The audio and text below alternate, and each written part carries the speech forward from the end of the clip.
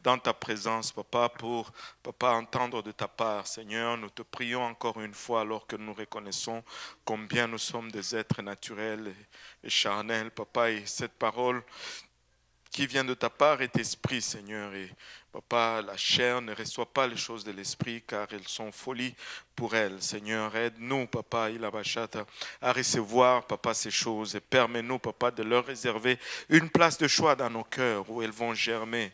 Papa, elles vont produire de fruits, papa, des fruits dignes de repentance, de fruits, papa, qui nous conduisent jusque dans la vie éternelle. Et c'est avec action de grâce dans les cœurs que nous te prions ainsi. Dans le nom de Jésus, nous disons tous au nom de Jésus. Nous pouvons battre nos mains juste avant de nous asseoir, pousser un cri de joie vers le Seigneur, parce qu'il est digne en tout le temps. Alléluia! Alléluia, Seigneur.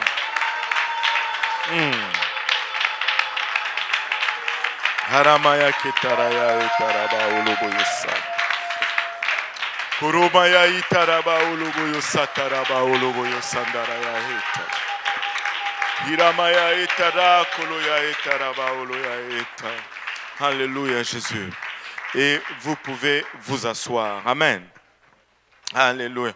Nous avions commencé à étudier cette génération de Josué, cette génération qui était à la porte de la terre promise, à veille de saisir des promesses qui étaient faites à leurs anciens. Et nous ne pouvons pas nous empêcher de faire un parallèle avec nous comme individus personnellement, avec nous tous ensemble comme Église et avec toutes les autres églises comme un peuple ou comme district ici au Québec. Mais je peux élargir cela même à toute l'Église, comme l'Église, le corps de Christ, et que nous avons des promesses de la part de Dieu. Amen. Nous avons,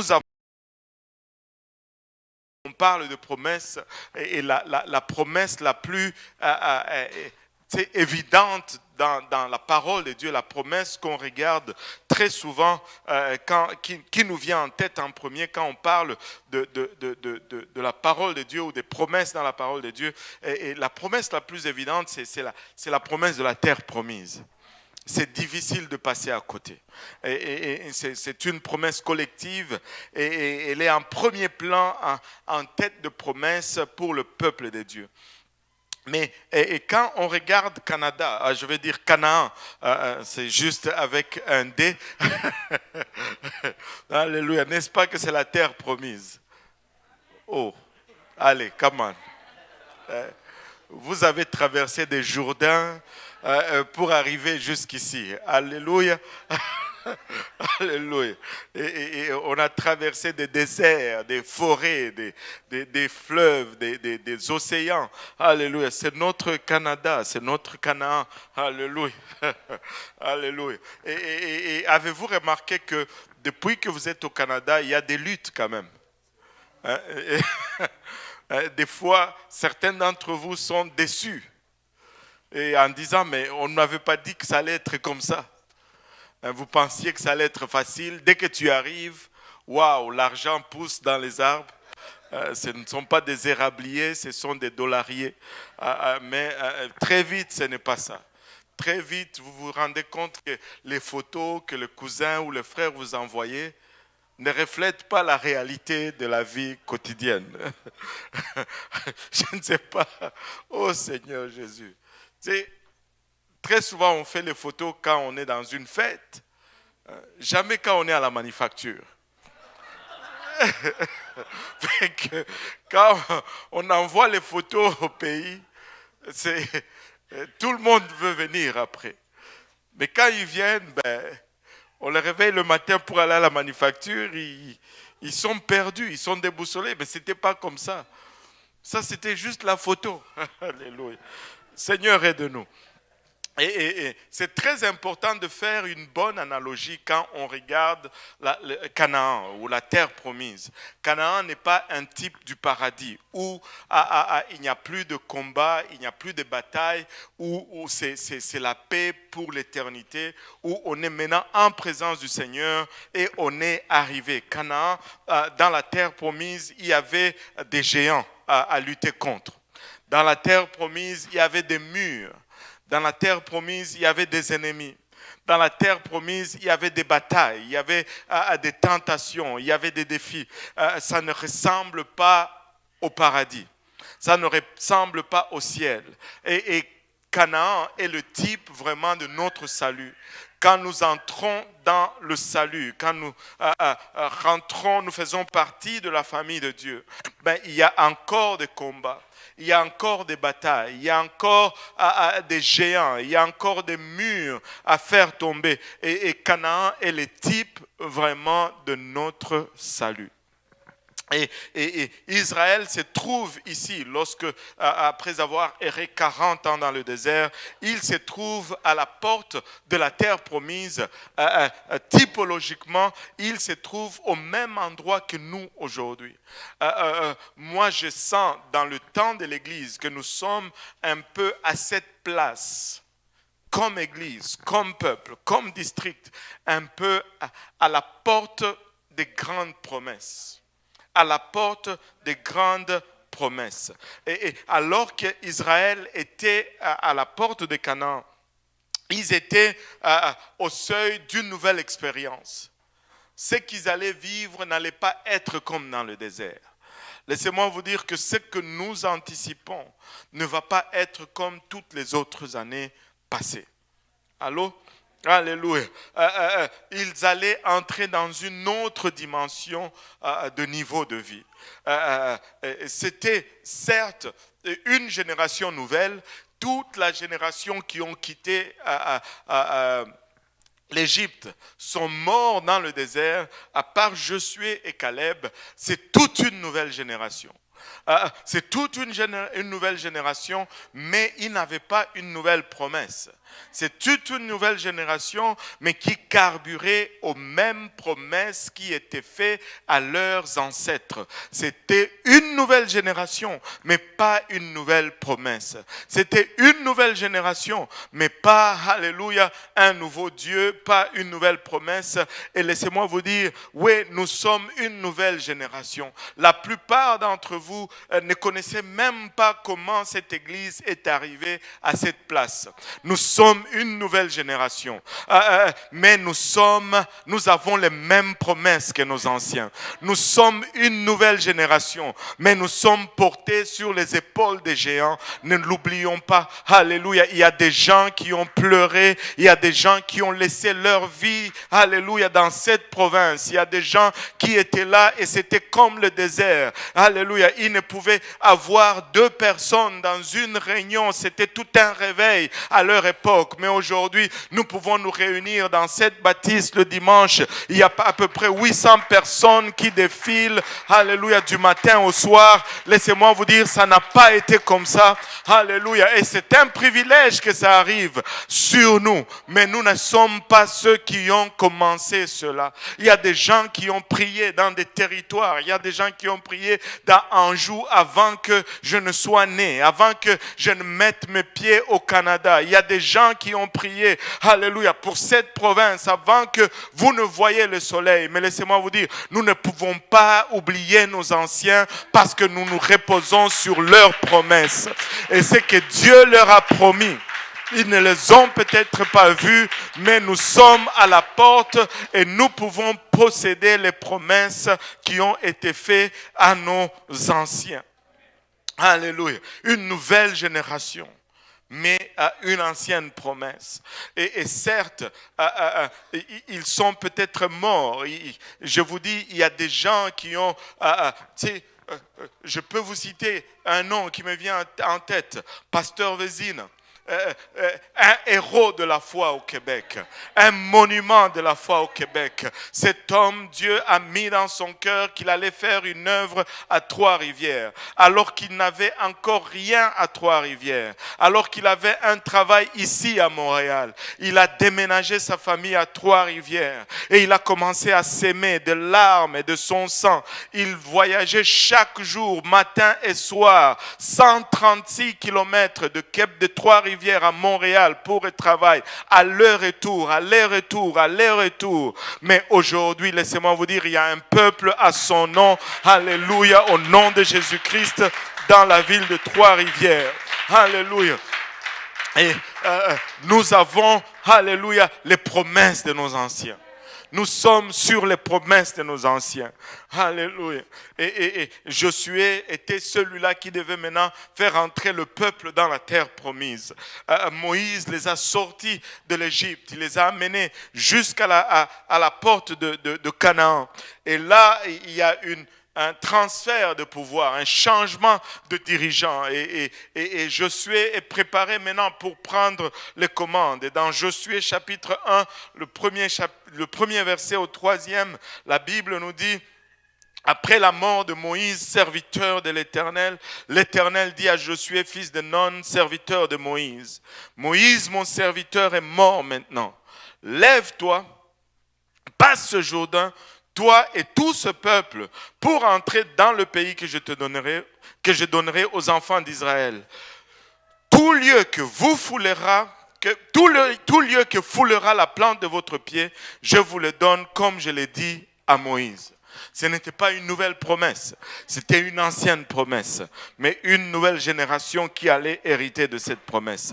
Il dit: tout lieu que foulera la plante de votre pied, je vous le donne comme je l'ai dit à Moïse.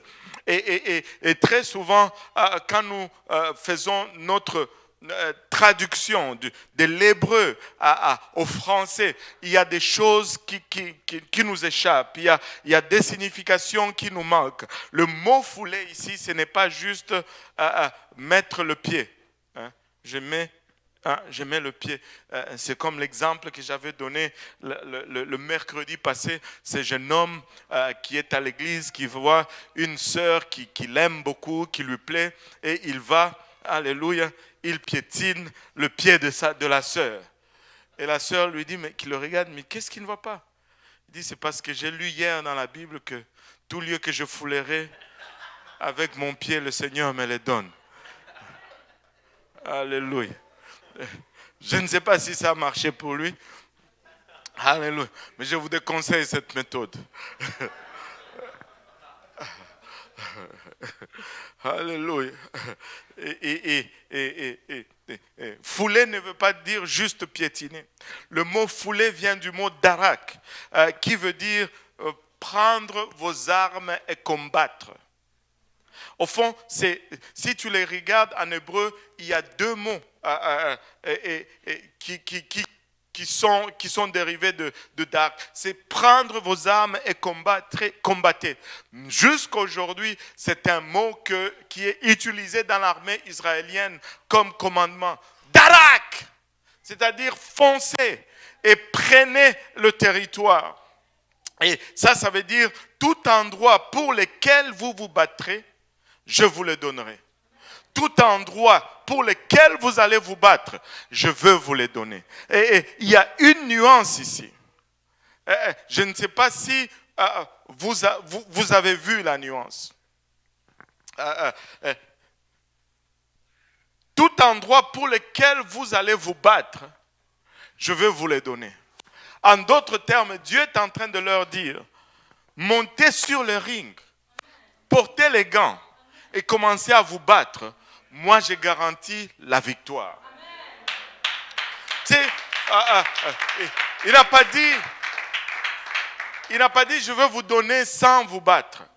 Mais si vous vous battez, je vous le donne. Si vous combattez, c'est à vous. Laissez-moi vous dire, nous devons avoir un combat en nous. Nous devons juste être fâchés en des moments. Nous devons juste dire non et être prêts à nous battre. Tu sais quoi? Si tu es sûr de la victoire, moi je viens d'une famille de boxeurs. Amen. Et à un temps, là, il y avait Mike Tyson.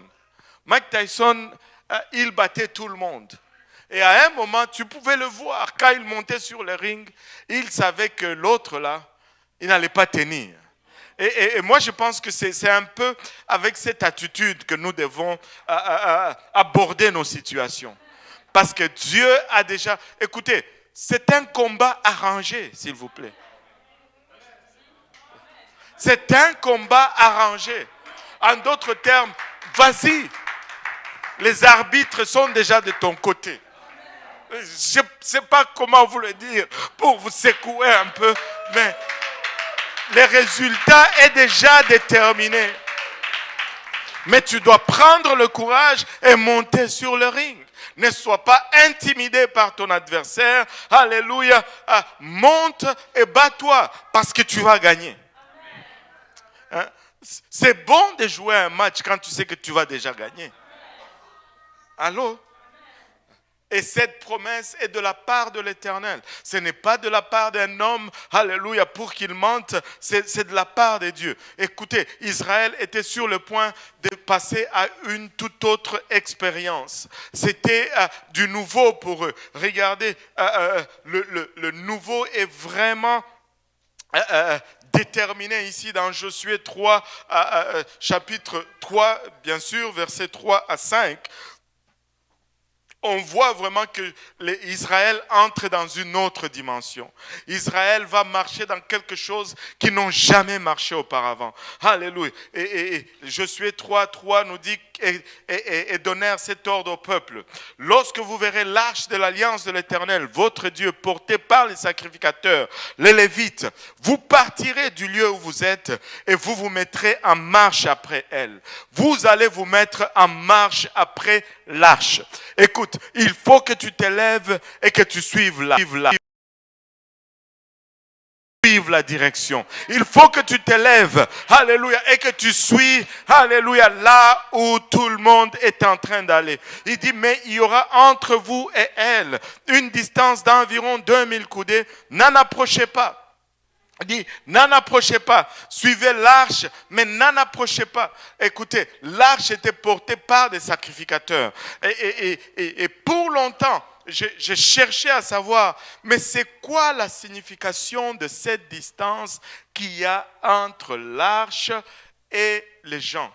Pourquoi il dit n'en approchez pas? Moi, je voudrais me coller à l'arche pour ne pas la perdre. Je ne voudrais. Tu sais que des fois, quand tu suis quelqu'un sur la route, tu ne veux pas le perdre. Tu veux être le plus proche possible. Mais il dit ici n'en approchez pas. J'ai entendu un enseignement d'un de nos anciens et je pense qu'il fait sens. Je ne sais pas si c'est la pleine vérité, mais écoutez, même si vous refusez de croire cela, bon, c'est pour vous. Vous pouvez aller au ciel quand même. Amen. Ce n'est pas une question de salut ou de ne pas salut. Mais ça peut l'être. Allô? Ça peut l'être. Cet ancien nous enseigne ceci, que cette distance qu'il met entre l'arche et le peuple, c'est cette distance qu'il doit avoir, c'est le symbole du respect du ministère. Parce que tu ne peux rendre ministère à quelqu'un qu'autant qu'il te respecte. Si tu ne respectes pas le ministère, il n'y aura pas de ministère rendu. Et il dit, il faut que tu gardes cette distance. Tu t'en approches pas. Garde la distance. Et elle vous montrera le chemin que vous devez suivre. C'est l'arche qui donnait la direction. Alléluia. Et Josué n'a pas fait un conseil de chefs de tribu et leur demander par où on va traverser. Non. Alléluia. Dieu lui dit et il fait. Oh, alléluia. Amen, gloire à Dieu. Vous devez suivre le chemin et elle vous montrera le chemin que vous devez suivre car vous n'avez point encore passé par ce chemin. Écoutez, nous allons passer par des chemins que nous ne sommes jamais passés auparavant. Nous allons vivre des choses que nous n'avons jamais vécues auparavant. Nous allons expérimenter des choses que nous n'avons jamais expérimentées auparavant. Et tu sais, Josué dit au peuple, sanctifiez-vous car demain, l'Éternel fera des prodiges au milieu de vous. Vous savez, ils étaient en transition. Ils passaient d'un état à un autre. Et la transition va toujours être difficile. Nous n'aimons pas changer. Allô? Nous n'aimons pas changer. Nous sommes des créatures d'habitude.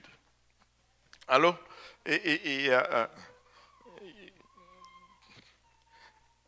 La transition va être difficile. Il dit sanctifiez-vous. C'est difficile. Allô? Sanctifiez-vous. Nous devons nous sanctifier. Et il y a toujours une lutte entre l'Église et le monde. Et il y a toujours une lutte pour la sanctification. Mais laissez-vous vous dire, peuple de Dieu, nous devons nous sanctifier. Alléluia. Vous savez, la transition est difficile, mais elle est nécessaire.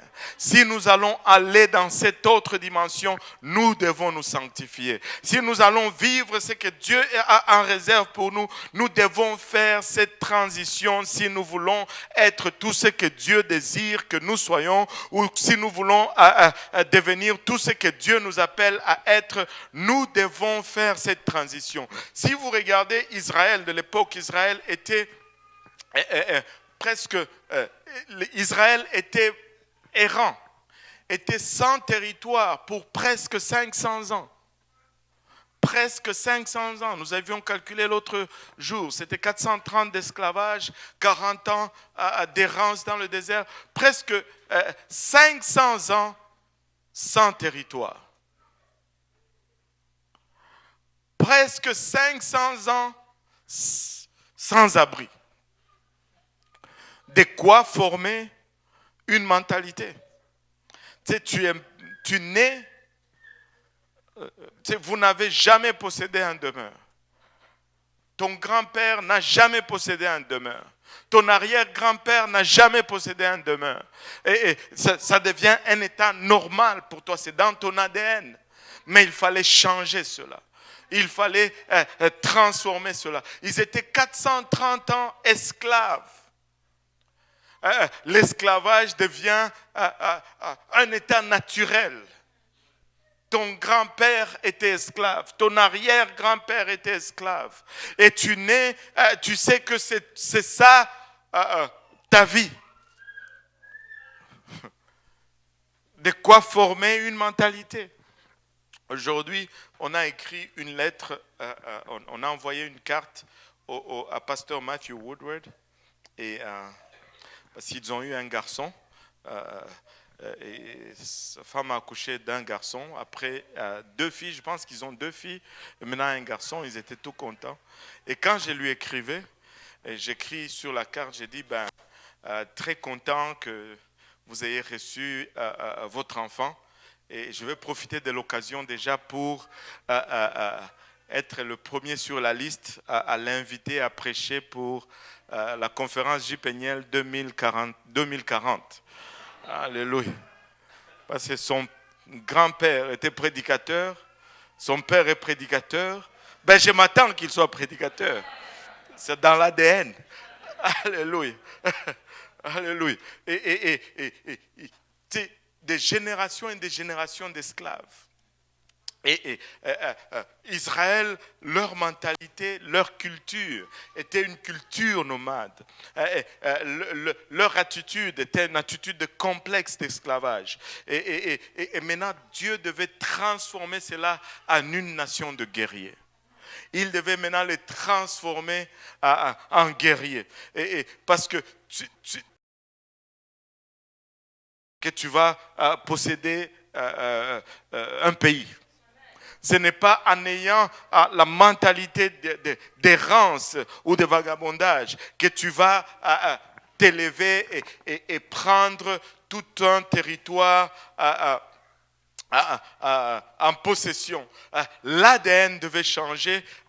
Tout ce qu'ils avaient connu jusqu'à date, c'était l'esclavage et l'errance.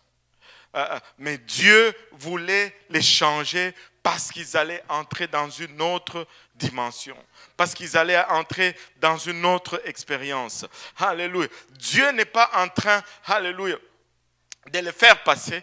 Et si je l'applique à nous, Dieu n'est pas en train de nous faire passer à un endroit où il n'y a plus de bataille. Amen.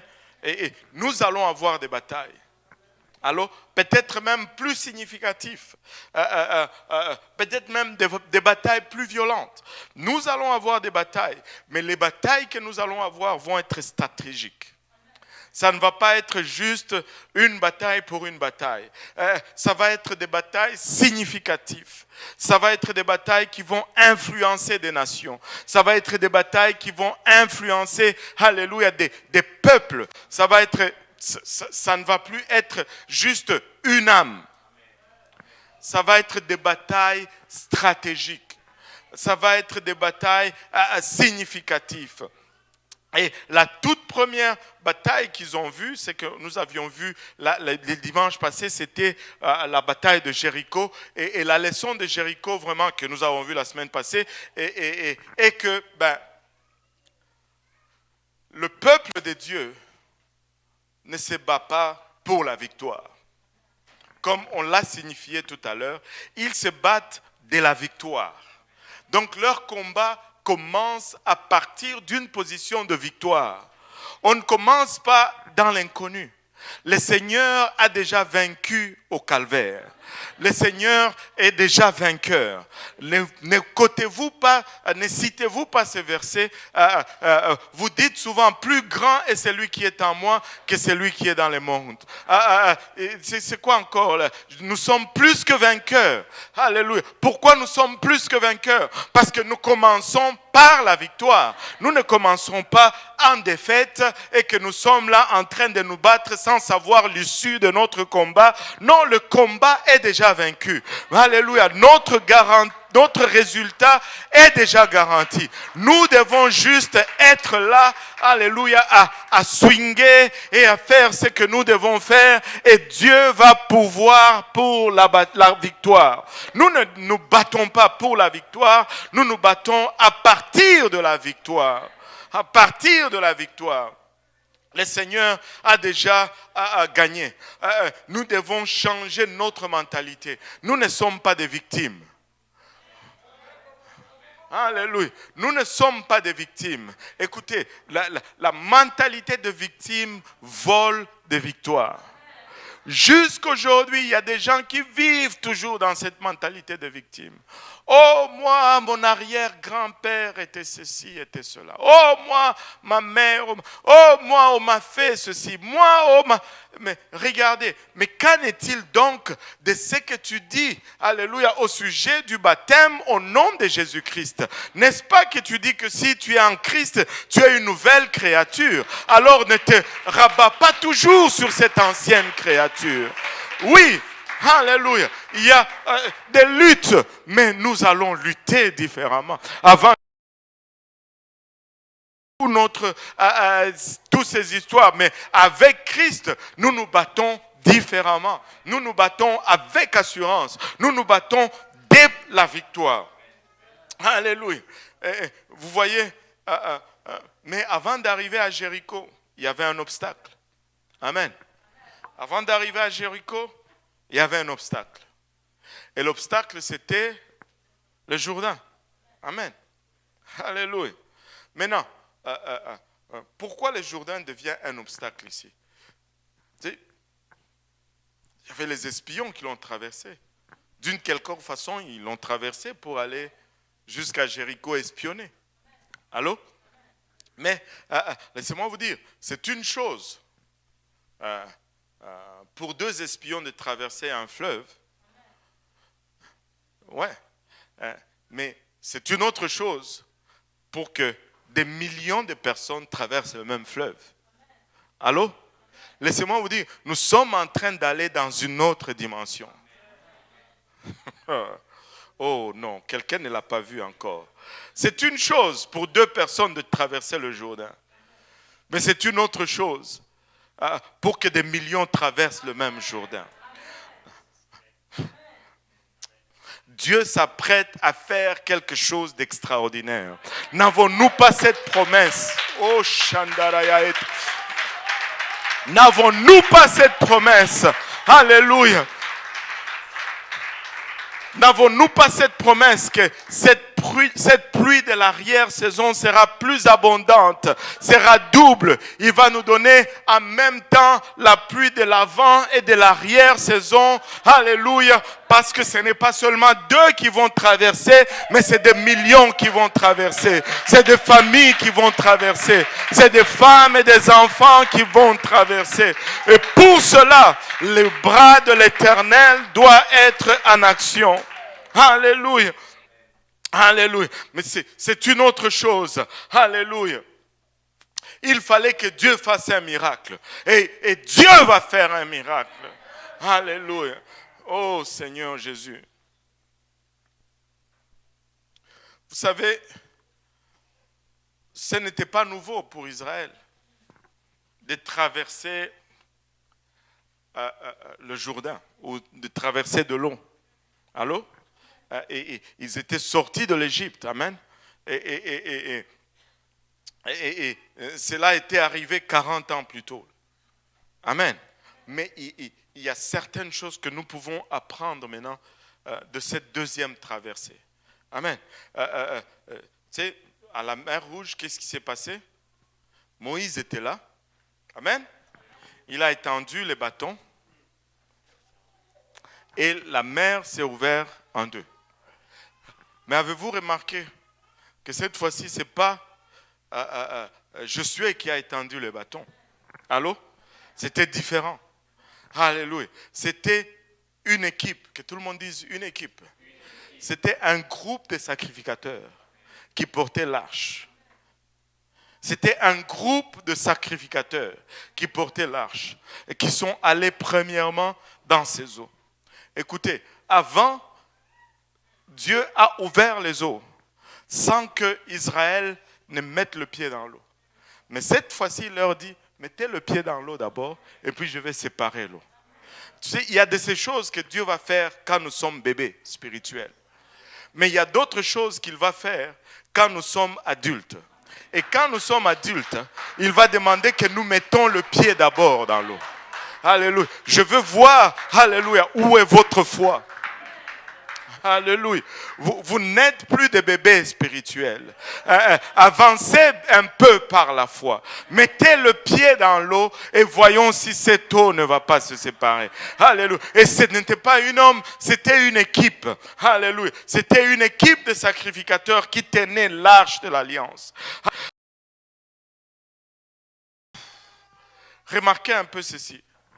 C'est lorsque, que tout le monde dise lorsque.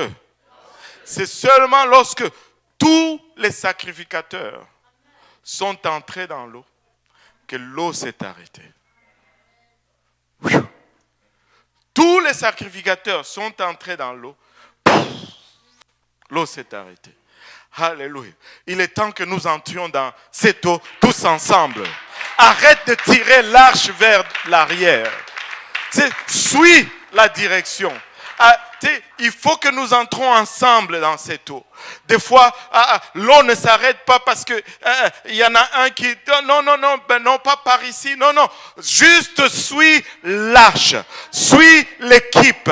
On va faire en équipe. Laissez-moi vous dire, après avoir observé ça et là, ok, je ne suis pas si vieux que ça.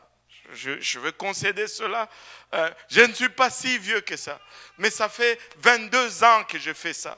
Ça fait, je peux dire que j'ai quand même passé 20 ans dans le ministère.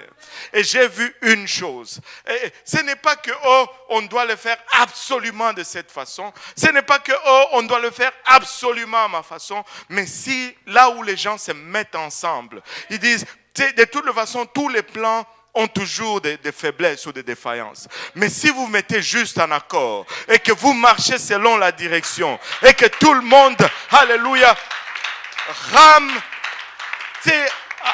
dans la même direction. Dieu fait. Dieu agit. Moïse n'avait pas de plan parfait, mais Dieu a agi lorsque les gens... Josué n'avait pas de plan parfait, mais lorsque ils sont tous allés, Dieu a fait. Il y a quelque chose au sujet, alléluia, de ceci, lorsque tous les sacrificateurs rentrent dans l'eau avec l'arche, le bras de l'Éternel se lève.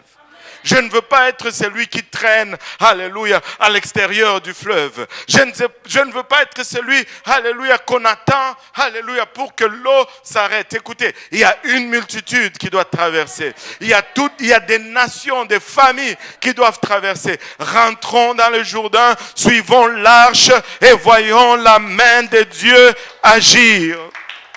Alléluia. Suivons l'arche. Suivons nos dirigeants. Regardez,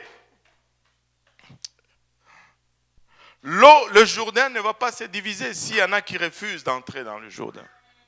Alléluia. Et laissez-moi vous dire, un jour, je parlais avec un jeune, on échangeait, et puis je lui dis, toi, ça fait longtemps que tu es venu à l'église. Il dit, oui. Tu as vu lorsqu'on était 30, 40. Aujourd'hui, tu vois, nous sommes 300, 400. Mais est-ce que tu nous as entendu prêcher autre chose? On n'a pas un autre message. C'est le même message qui nous a fait passer de 40 à 300. C'est le même message que nous allons prêcher. Nous n'avons pas d'autres promesses. Nous ne pouvons pas venir avec une autre parole. Nous n'avons que Canaan à offrir. Nous n'avons que la croix à offrir. Nous n'avons que l'évangile à offrir. Nous n'anticipons pas autre chose, comme Paul le déclare. Je n'anticipe pas voir autre chose parmi vous, si ce n'est Christ et Christ crucifié. Il n'y a rien d'autre. Si ça a été bon pour nous sortir d'où nous étions, pour arriver jusque-là, arrêtez de lutter avec cela. Embarquons et avançons, entrons dans le Jourdain et voyons ce que Dieu va faire. Alléluia. S'il ne va pas arrêter l'eau du fleuve, s'il ne va pas le lever, afin que des nations passent. Des nations passent. Des nations passent. Il n'y a pas un autre message. Ne vous leurrez pas. Il n'y a pas une autre révélation. Il n'y en a pas d'autre. Il n'y en a pas d'autre. Il n'y en a pas d'autre. La plus grande révélation que tu vas avoir, c'est de réaliser que tu es un pécheur sauvé par la grâce et que tu as besoin de Christ pour y parvenir. Alléluia. Et une fois que tu te saisis de cela, alléluia, tu ne peux pas offrir autre chose à quelqu'un d'autre. Oh Maya, l'éternité vaut bien plus que n'importe quoi. Nous ne pouvons pas tricher le monde en ce qui concerne les promesses de Dieu. Alléluia. Le Saint-Esprit, c'est la plus grande promesse que Dieu fait à ce monde. Le baptême au nom de Jésus, il n'y a rien qui surpasse cela. Et ce n'est pas une coïncidence qu'il dit dans sa parole qu'il n'y a aucun autre nom. Alléluia. Parmi les hommes, aucun autre nom. Alléluia. Il n'y a aucun autre nom. Tu ne peux venir avec rien d'autre. Il n'y a rien d'autre.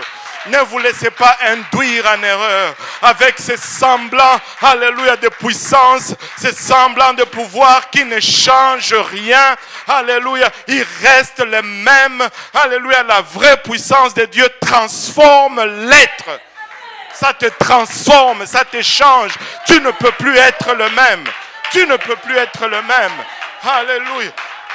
Le frère Saint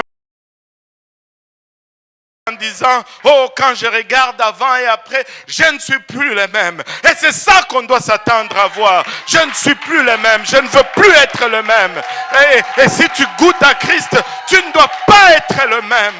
Tu ne dois pas être le même. Alléluia. Alléluia. Alléluia. Je ne veux pas réduire l'œuvre du calvaire à un résultat temporaire. Je ne veux jamais, je refuse de réduire l'œuvre du calvaire, alléluia, à juste c'est quelque chose de pathétique. Laissez-moi vous dire, tu n'as pas de foi. Oh, j'ai plus de foi que tu ne le penses. Si je n'avais pas de foi, je ne serais pas là où je suis aujourd'hui. Si je n'avais pas de foi, je n'allais pas mettre mon avenir dans les mains du Seigneur. Alléluia, laisse-moi. Parce que je crois que cette parole peut non seulement me guérir maintenant, cette parole me guérit pour l'éternité. Cette parole me transforme. Je ne veux pas réduire Christ à juste un service temporaire. Oh Seigneur Jésus. Seigneur Jésus, il n'y a rien là-dedans de tout ce que je vous dis, mais je sais ce que Dieu me met à cœur de dire. Laissez-moi vous dire, prêche l'évangile avec autorité, prêche l'évangile avec assurance, prêche-le encore, prêche-le encore. Tu veux voir la différence? Prêche un seul Dieu. Tu veux voir la différence? Prêche la sanctification. Tu veux voir la différence? Prêche l'évangile, prêche le baptême au nom de Jésus. Encore et encore et encore. Et tu vas voir la différence. Tu vas voir la différence. Alléluia. Ce n'est pas notre parole que nous prêchons, c'est la parole de Dieu. Nous ne pouvons pas venir avec une nouvelle. Étudier les apôtres. Ils n'ont pas prêché ceci ou cela. Ils ont prêché l'évangile partout où ils allaient. Ils ont prêché l'évangile partout où ils allaient. Dieu faisait ce qu'il voulait faire par la suite. Laissez-moi vous dire, Dieu fait ce qu'il veut.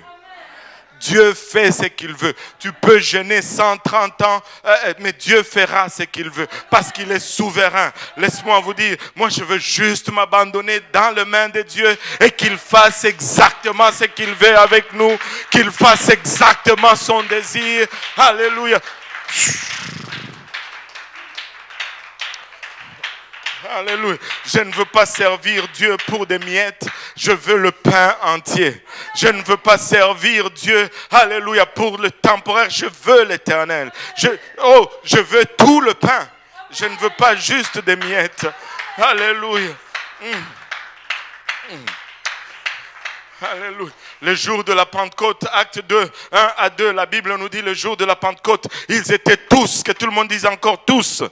Ils étaient tous ensemble dans le même lieu. Laissez-moi vous dire, il y a quelque chose qui arrive lorsque nous faisons la même chose tous ensemble. Lorsqu'il y a un esprit d'unité qui règne parmi nous. Lorsqu'il n'est pas question de quel nom on va citer. Lorsqu'il n'est pas question de qui fait quoi, qui se tient où, qui dit quoi, qui prêche. Alléluia. On veut juste entendre de la part de Dieu. On veut juste embarquer. Alléluia.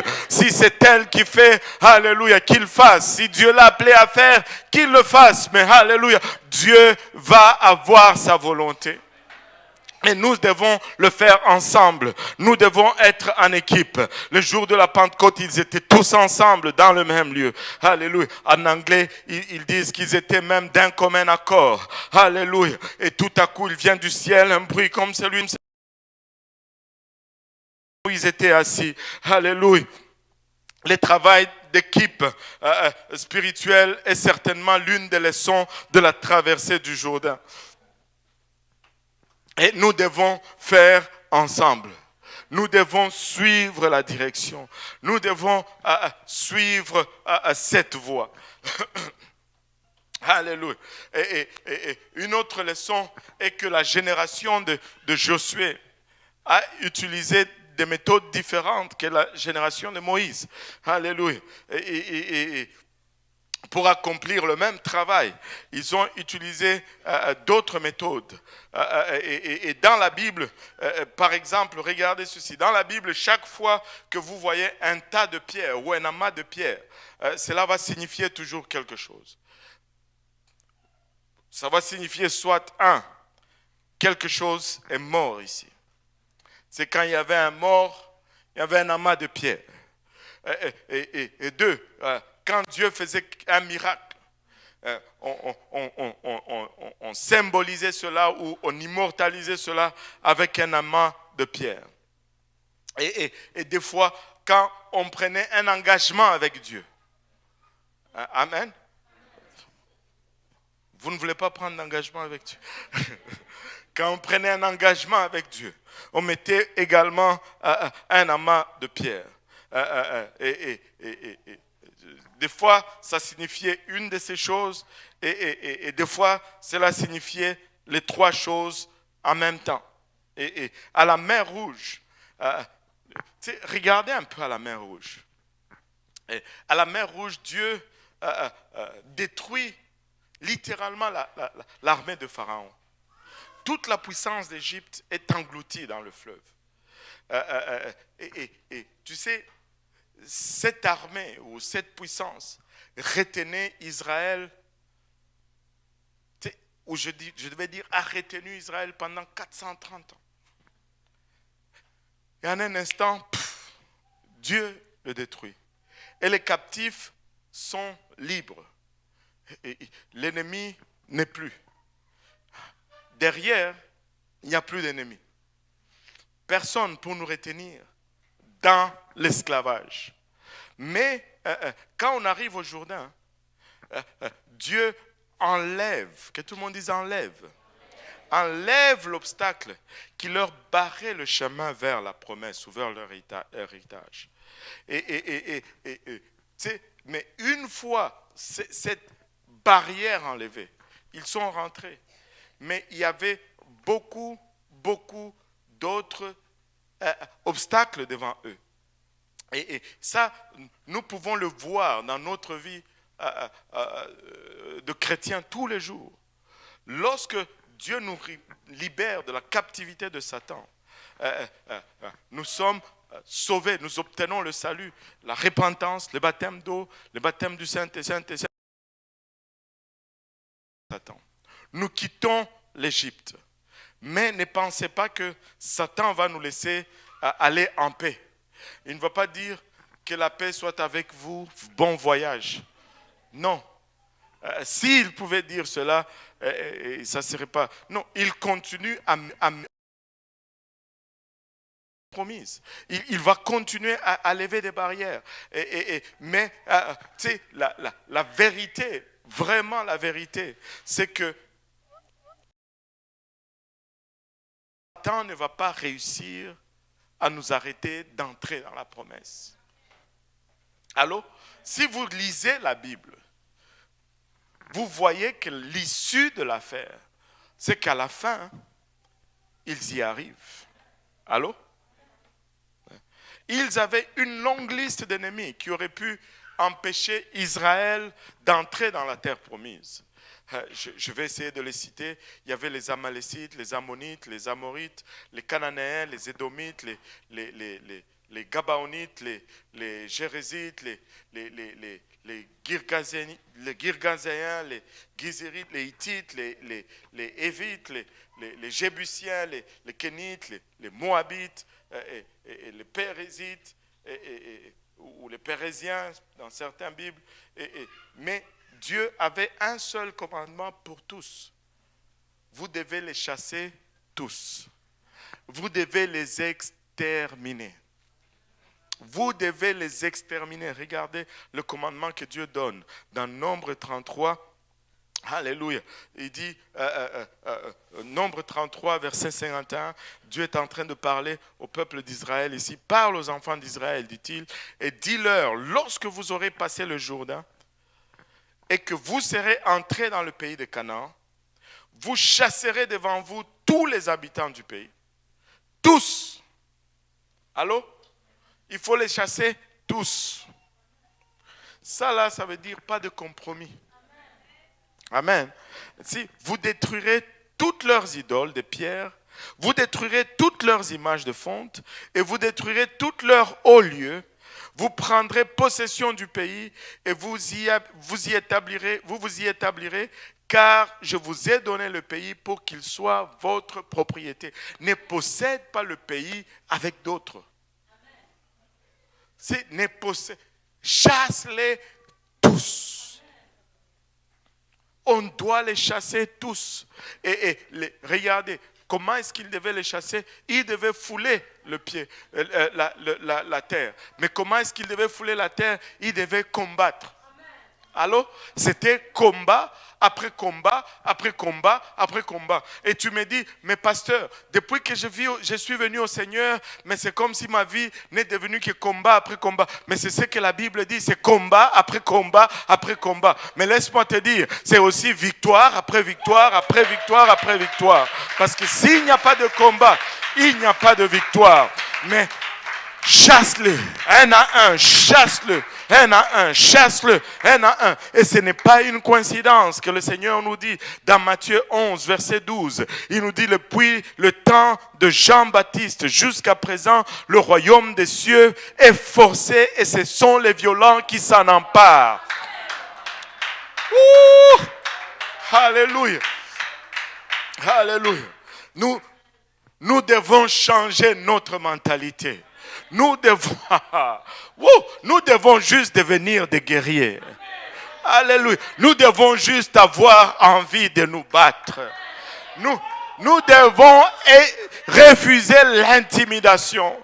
Nous devons nous lever et déclarer ce qui est nôtre et le prendre de force. Alléluia. J'ai regardé la version Parole de vie, ça dit ceci. Depuis le temps où Jean baptisait jusqu'à maintenant, on attaque le royaume des cieux avec violence. Et les gens violents cherchent à le prendre. Alléluia. Écoutez, le ciel, ce n'est pas pour les faibles. Le ciel, ce n'est pas pour les plaignards. Le ciel, c'est pour ceux qui sont décidés. Alléluia. Et qui vont s'engager dans la bataille. Alléluia. Mais nous ne nous engageons pas de façon désespérée. Nous ne sommes pas une armée déjà vaincue en avance. Laissez-moi vous dire, nous avons, alléluia, je ne suis pas du tout, comment on appelle ça, le combat spirituel. Je ne suis pas combat spirituel. Mais je suis juste en train de faire une analogie. Nous n'avons pas une petite armée qui n'a pas d'armes, dont les soldats ne sont pas nourris, les soldats ne sont pas bien vêtus. Au simple coup de canon, et ils fuient tous, et ils se tournent et pillent la population. Nous ne sommes pas de cette armée. Nous sommes une armée qui entre et qui nous avons des lance-roquettes, nous avons des avions de chasse.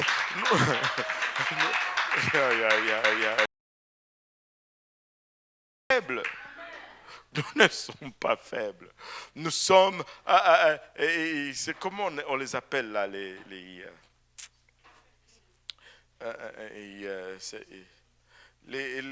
Navy Seals, des commandos qui sont formés à entrer dans un territoire et à lui seul neutraliser quasiment toute une ville ou une bataillon.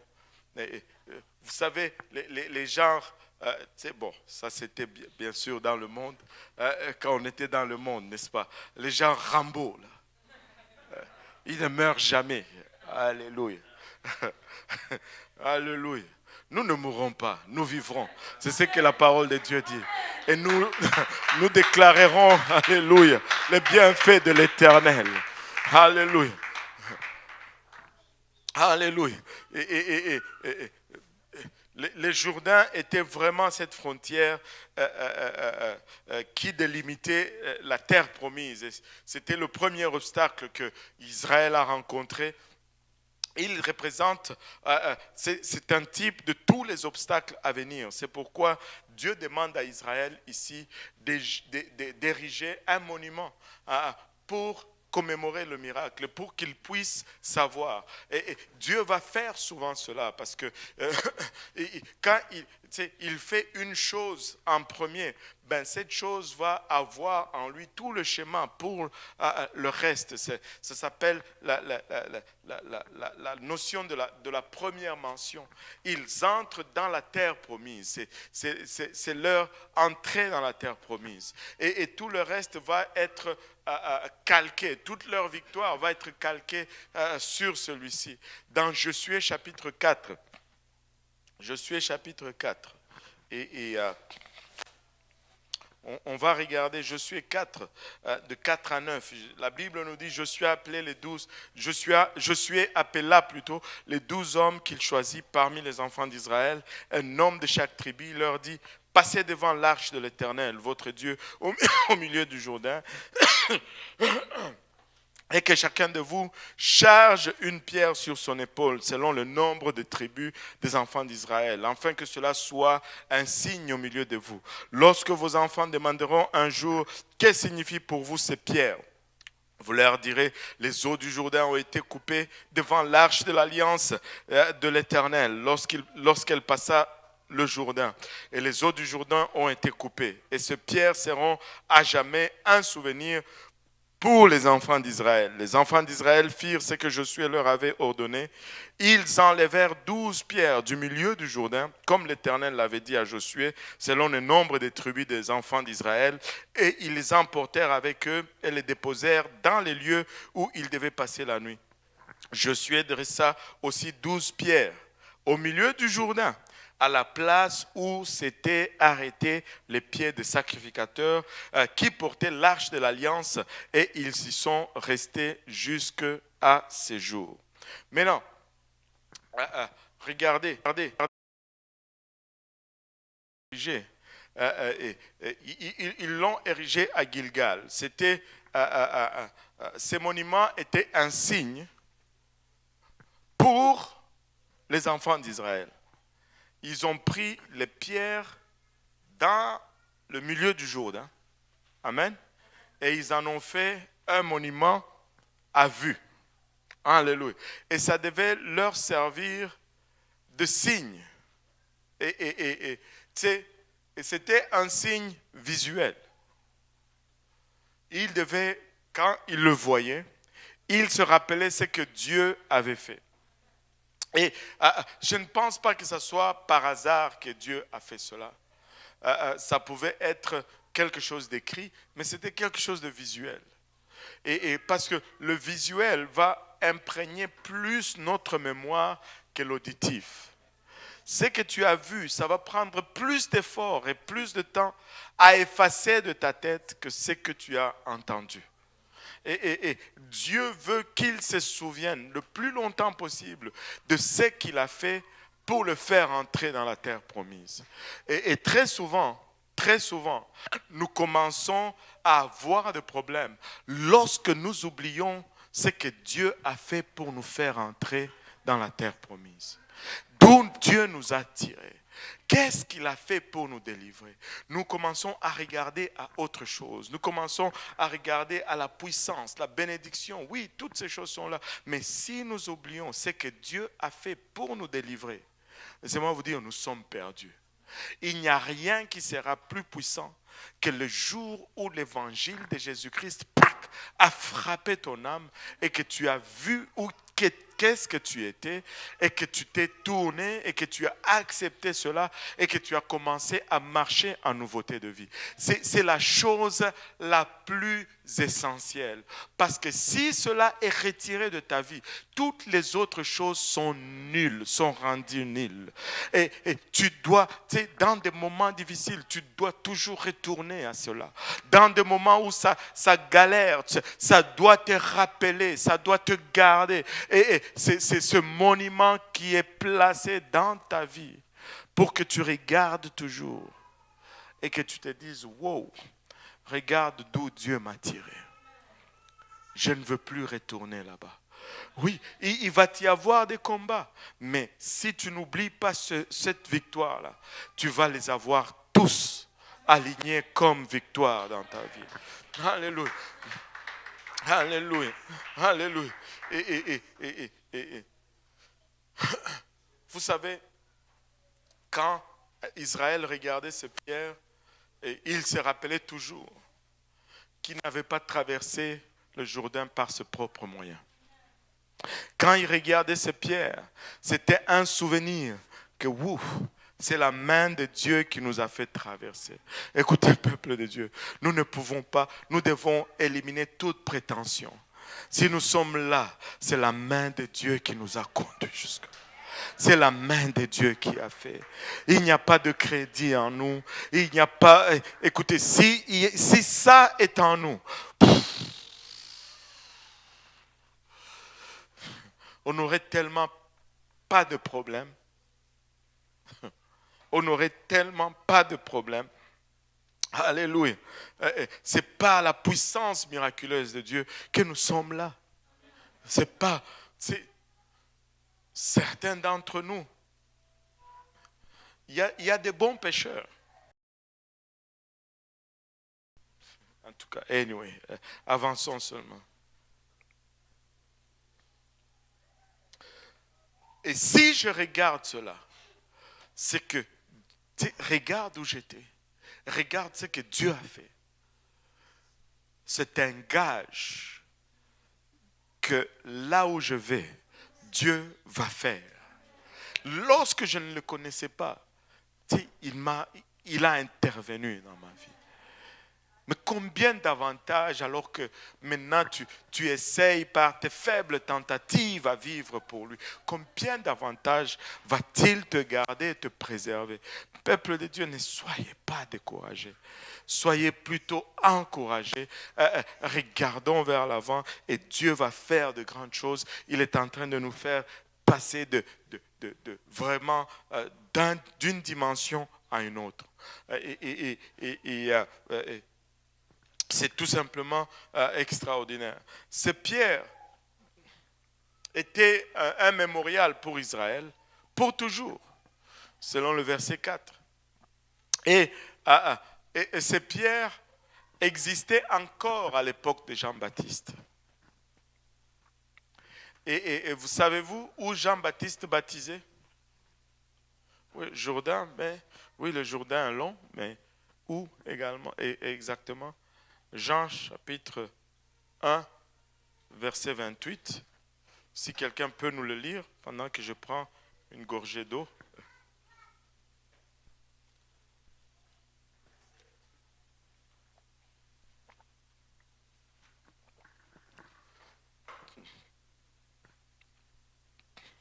Allô? Oui, 28. Ces choses se passèrent à Béthara. Voilà. Béthara, en d'autres versions écrivent Béthanie. Voilà, c'est la même chose. Ces choses se passèrent à Béthanie ou à Béthara, au-delà du Jourdain où Jean baptisait. Vous savez ce que signifie le mot Béthara ou Béthanie? Ça signifie littéralement la maison du passage ou la maison de la traversée. C'est exactement là où Israël avait traversé le Jourdain pour entrer dans la terre promise. Et dans le livre de Matthieu, quand Jean est en train de parler aux pharisiens, ils disent qu'il était en train de pointer à cet tas de pierres que Josué avait fait mettre, qu'il avait fait tirer du Jourdain.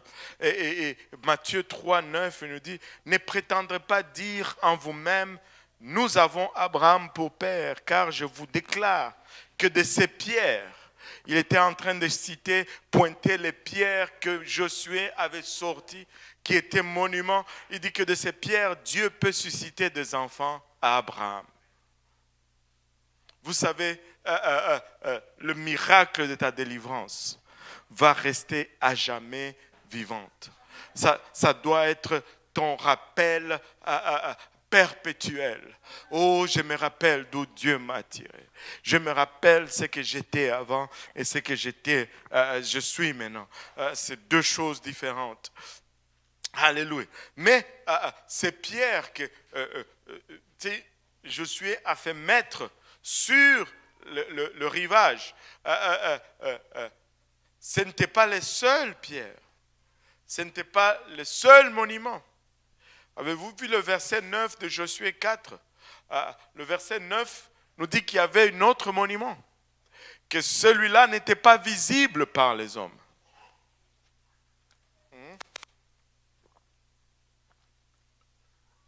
Le deuxième monument, érigé par Josué, était au milieu du jardin. Du Jourdain, du Jourdain. Amen. Alléluia. Et tu sais, il a dit au verset 9, ça dit au verset 9, Josué dressa aussi 12 pierres au milieu du Jourdain, à la place où s'était arrêté le pied des sacrificateurs qui portaient l'arche de l'Alliance, et ils y sont restés jusqu'à ce jour. Qu'est-ce que ceci signifie? Ceci signifie que, alors que les sacrificateurs étaient encore dans l'eau, Josué a dit, hey, prenez 12 pierres là sur le rivage. Venez mettre ça ici, là où il y a le pied des sacrificateurs. On a mis ces 12 pieds-là. Mais qu'est-ce qui se passe lorsque les sacrificateurs quittent l'eau? L'eau continue et ces pierres ne sont plus visibles pour l'homme. Allô? Ces pierres ne sont plus visibles pour l'homme. Mais pour Dieu, ils sont toujours visibles. Pour Dieu, ils sont toujours visibles. Et laissez-moi vous dire, Dieu te fait une promesse, mais toi aussi tu dois faire une promesse à Dieu. Dieu prend un engagement vis-à-vis de toi, mais toi aussi tu dois prendre un engagement vis-à-vis de Dieu. Alléluia, ça ne sera pas nécessairement en public où tout le monde le voit, mais dans ces lieux secrets, il faut que ton autel reste dressé. Il faut, oh Seigneur, il faut qu'il y ait un lieu où Dieu regarde et il se rappelle le jour parce que tu le maintiens tout le jour et il faut que ça reste jusqu'à ce jour. Alléluia. Il a construit un autel au milieu de son épreuve, un autel au milieu de l'obstacle. Laissez-moi vous dire, si nous apprenons à construire des autels au milieu des obstacles, il n'y a pas d'obstacle qui va résister. Nous allons les passer tous. Nous allons les traverser tous. Non seulement on doit mettre des marques visibles, mais il doit y avoir des choses qui se passent aussi en secret. Il y a de ces choses que seul Dieu va voir. Il y a de ces choses, il y a de ces autels que les hommes vont voir, mais il y a de ces autels, alléluia, c'est entre moi et Dieu. Alléluia, c'est sous l'eau. Alléluia, personne ne voyait plus cela, mais c'était là. Personne ne le voyait pas, mais c'était là. Écoutez, ça doit être là. C'est tant que tu avais, alléluia, avec le Seigneur, lorsque tu étais dans l'épreuve. Oh Seigneur, comment nous prions lorsque nous sommes dans l'épreuve? C'est si Dieu pouvait nous garder juste dans l'épreuve des fois. Dès que Dieu guérit, bon. Alléluia, amen, gloire à Dieu, on oublie. Et il frappe, on revient. C'est comme un prédicateur disait, j'aimerais que Dieu garde certains d'entre vous malades jusqu'à la fin. Parce qu'une fois la guérison, c'est fini. On ne vous voit plus, vous ne priez plus. Mais quand vous êtes malade, oh my goodness, alléluia. Gloire à Dieu. Non. Ça ne peut pas être comme ça. Amen. Nous devons avoir cet autel visible. Nous devons aussi avoir cet autel invisible. Mais ce n'est pas invisible pour Dieu. Dieu voit. Même dans ton lieu secret, Dieu voit. Et tu sais exactement où tu es avec Dieu. Alléluia. Si on peut s'élever tous ensemble, laissez-moi vous dire, Dieu et pour faire de grandes choses. Amen.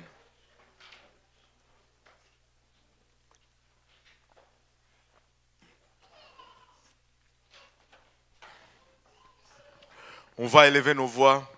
On va prier tous ensemble que le Seigneur nous aide. Alléluia. À marcher.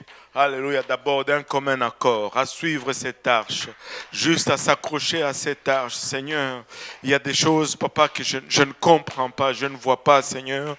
Mais je m'engage, papa, à suivre tout simplement la direction de cette arche, papa. Je te remercie, papa, pour le leadership que nous avons, papa, les pasteurs Paul Graham que tu as mis sur nous, Seigneur. Papa, donne-nous à les suivre, Seigneur Jésus. Alléluia. Donne-nous, Seigneur Jésus-Christ, juste à suivre cette arche, Papa. Donne-nous à ne pas nous écarter ni à gauche ni à droite, Père. Donne-nous, Papa, à marcher, Papa, dans la simplicité, Seigneur. À marcher, Père, dans l'obéissance, Papa. À marcher, Papa, alléluia, avec un esprit complètement altruiste, Seigneur. Papa, désirant, Papa, voir ta gloire. Désirant, Père, que ce Jourdain, Papa, s'arrête, Papa. Et que cette multitude puisse traverser, Seigneur. Parce que ce n'est plus le temps, Papa, pour 2 espions seulement, alléluia, de traverser, Papa. C'est le temps, Papa, pour que la nation entière traverse. C'est le temps, Père, pour que des familles traversent, Papa. Des femmes et des enfants, Papa. Alléluia. Alléluia. Des troupes, des brebis, Papa, des bœufs et toutes nos possessions, Seigneur. Mais ce Jourdain doit s'arrêter, Père. Alléluia. En tant que sacrificateur, Papa, que nous puissions tous, d'un commun accord, Papa, mettre nos pieds dans le Jourdain, Seigneur. Et que nous puissions voir ta main, Papa, s'élever au milieu de nous, Père. Alléluia. Permets-nous, Papa, de rentrer dans cette autre dimension, Seigneur, et que ton bras soit puissant au milieu de ton peuple, Papa. Oh Seigneur Jésus, glorifie-toi, Seigneur, au milieu de ton peuple, Père. Glorifie-toi au milieu, Papa, de son peuple, Papa, ce peuple que tu t'es acquis, Papa, au prix de ton sang, Seigneur. C'est au prix de ta vie, Papa, que tu as racheté, Père. Alléluia. Koromaya itaraba oloboyo sanda ikatamanaya otara keleya eta, donne-nous, Papa, de dresser ces monuments, Seigneur, parce que tu as fait quelque chose, Seigneur Jésus-Christ. Papa, alléluia, nous sommes morts ici dans notre repentance, Père, et nous dressons un amas de pierres, Papa, en ces lieux, Seigneur. C'est ici que tu nous fais traverser, Papa, pour entrer, Papa, dans notre terre promise. Père, nous érigeons, Papa, cet amas de pierres encore une fois, Père. Alléluia, que notre marche, Papa, soit un mémorial, Père. Alléluia, que notre lumière reluise ainsi dans le monde et que le monde le voit et qu'il glorifie, Papa. Toi qui es dans les et Papa, c'est mémorial, Père. Alléluia, afin que de génération en génération, Père, les gens puissent le voir, Papa, et qu'ils sachent qu'il y a un Dieu qui sauve, qu'ils sachent qu'il y a un Dieu qui transforme, Père, qu'ils sachent, Seigneur, qu'ils sachent,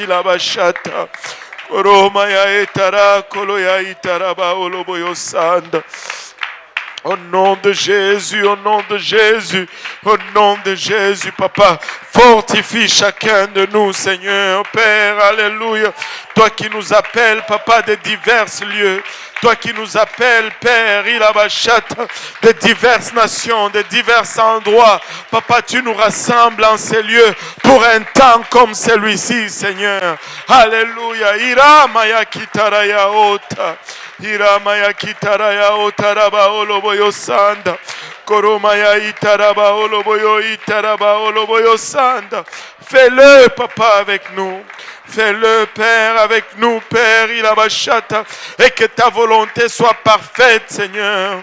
Que ta volonté soit parfaite, Koromaya itaraba oloboyo sandaraba oloboyo ita. Kitamana otaraba oloboyo itara keleya et. Koria maya itaraba oloboyo sandaraba oloboyo sanda. Ikatamana otaraba oloboyo itaraba oloboyo. Jésus, au nom de Jésus, alléluia. Pour un temps comme celui-ci, Père, tu nous as amenés au royaume, Papa. Pour un temps comme celui-ci, Père, Pour un temps comme celui-ci, Père, alléluia. Et rien ne te prend par surprise, ô Éternel. Rien ne te prend par surprise, Papa, Ilabashata. Pour un temps comme celui-ci, Seigneur, alléluia. Koromaya itaraya eta. Koromaya itaramaya utara keleya eta. Au nom de Jésus, au nom de Jésus, au nom de Jésus, Papa, fais-nous entrer, Père, dans les promesses de nos pères. Papa, fais-nous entrer, Père, Ilabashata, dans les promesses de nos anciens, Seigneur. Fais-nous entrer, Papa, dans ces anciennes promesses, Père. Alléluia. Au nom de Jésus. Alléluia. Nous disons tous au nom de Jésus. Nous disons tous au nom de Jésus. Alléluia. Alléluia, Jésus. Serrez la main de votre voisin. Alléluia. Dites-lui, tu te bats dès la victoire.